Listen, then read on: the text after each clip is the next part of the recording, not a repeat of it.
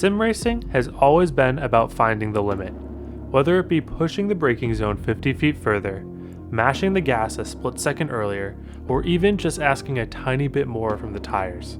But what is the limit of sim racing itself? To answer this question, we will go on a quest to push our ideas of speed to its breaking point.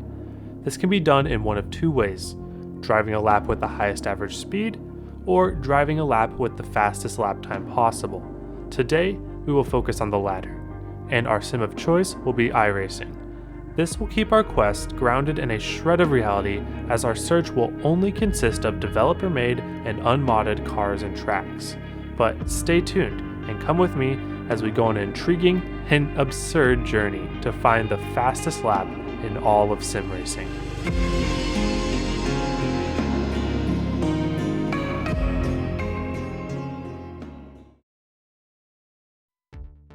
The best place to find verifiable and official fast laps on iRacing is their World Record tab. The only confirmed clean laps out of this section, though, are from the qualifying section, since even a 0x incident will invalidate a lap in qualifying. Some crazy lap times have been run in official practices, but these were all achieved through track glitches and exploits. While no known video exists of any of these laps shown here, it is assumed that they were either timing line glitches or the ability to drive through the infield and still have a lap count on the board, even with the incident point they would get. So they will not be in consideration for the fastest lap in sim racing history. For the actual fastest official lap in iRacing, though, we will need to get a little dirtier. The wing sprint car is a type of dirt oval car which features large wing structures on the top of the car that provide incredible side force. This allows the car to maintain traction and speed through even the tightest dirt turns. Strap a 410 cubic inch engine on one of these and throw it on a tiny 1/3 mile racetrack, and there are some shocking results. On Valentine's Day of 2023 at 6:30 p.m. GMT, an otherwise normal 410 dirt car official series race at I-55 Speedway was set to go off. But little would anyone know that this moment would produce a historic moment in iRacing history. Driver Ashton Mueller from the Great Northwest threw down a blistering 9.775 lap in his qualifying attempt that would go on to clinch the pole, but ultimately he would fail to convert on the race, finishing 4th. What he may not have known during the time, though, was that this lap was not only the fastest qualifying lap for sprint cars that week, but also for any official car on any official track for the entire 15-year history of iRacing. Other combos would come close, notably the 305s at Chili Bowl also would break the 10-second barrier. But it seemed like this combination of high power and short distance was the perfect breeding ground for a fast lap time. But there is one step further we can even go. Arguably the most famous attempt of an extremely fast lap in iRacing comes from YouTuber Kneebon5 when, on release of the Mercedes W12, his first thought was to try out the car at Bristol Motor Speedway. The high downforce and extreme power of the Mercedes, coupled with the high banks and short track form of Bristol Motor Speedway, created a mesmerizingly fast lap. But still, this only ended up reaching a 9.9 second lap, just a tiny bit slower than our dirt friends over at I-55. But that is not even the fastest recorded lap in iRacing history, because sitting far away from the ecosystem and limitations of official races is league racing.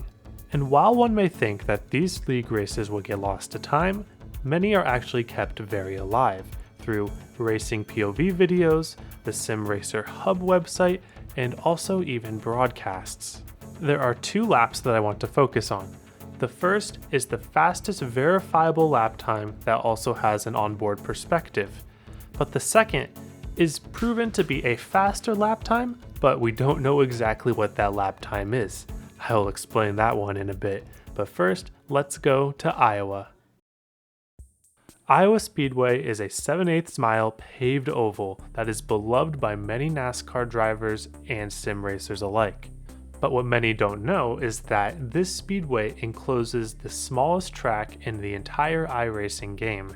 The iRacing Legends Oval is only 0.2 miles in length, utilizing the front stretch banking and apron and pit road to create a very small Legends Oval.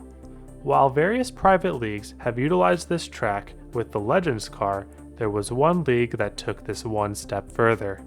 On January 17, 2019, the KN Super Short Track Series ran at the Iowa Speedway Legends Oval with 7 entrants in the field. While driver Steven Leffler would win the pole and lead 122 of the 125 laps en route to a dominant win, second place driver Joshua R. Jones ended up getting the fastest lap. And would you know it, he recorded his POV and put it onto YouTube. And though his perspective does not have any lap time or any sound associated with it, I went ahead and counted the lap 26 to find this lap and in fact verify that it is the fastest POV lap up until the making of this video, with a time of 9.658. So how do we know that there's an even faster lap time that's been run even if we don't know the exact number? For that, we're going to have to go a little bit bigger, but with our favorite fantasy Dallara car. In 2021, the Dallara Extreme Series League visited Southern National Motorsport Park twice.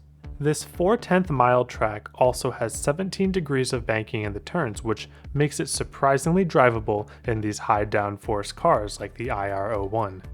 The fastest verifiable qualifying lap time in one of these races was in the first iteration on April 17, 2021, where Wes A. Shear ran an 8.899 in qualifying.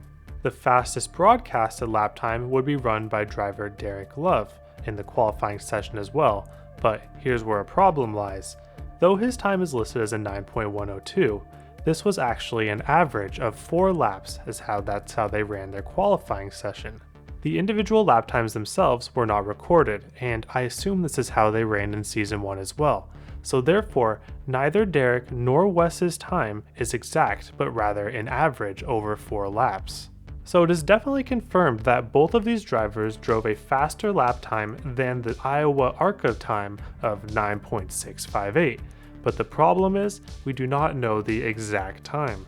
So in order to feel satisfied about completing the quest, I do not just want to beat that average lap time set in the Dallara Extreme Series. I want to break into territory where nobody has ever even sniffed before, the 7-second bracket. I have narrowed down the search for the fastest car and track combo to 3 cars and 3 tracks. For cars, we have a representative from the open wheel road side, from the dirt side, and also from the prototype side. On the dirt side of things, it was always going to be the 410 sprint car at the Chili Bowl because that is the most high-powered car at the shortest track.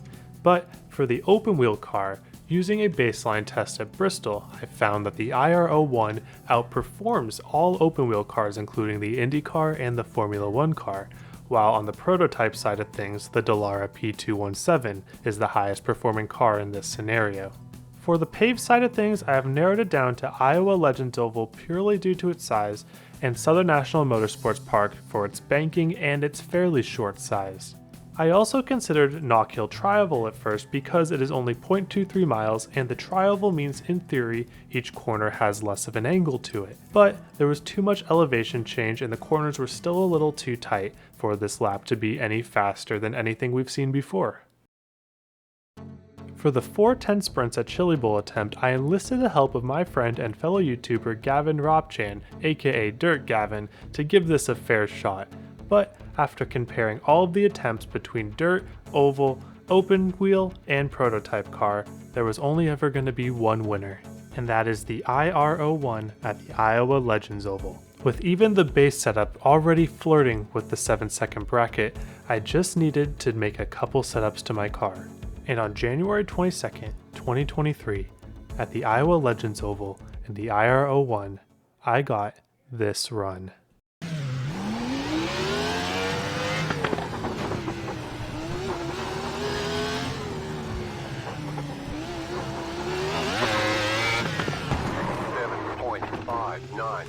The ability to take the wide entrance into the first corner off of pit road, and also the ability to use the front stretch banking coming off of the last corner, made it so that I was able to carry an absurd amount of speed for how small the track was. Making the setup suitable for left turns and the abrupt banking change just put the cherry on top.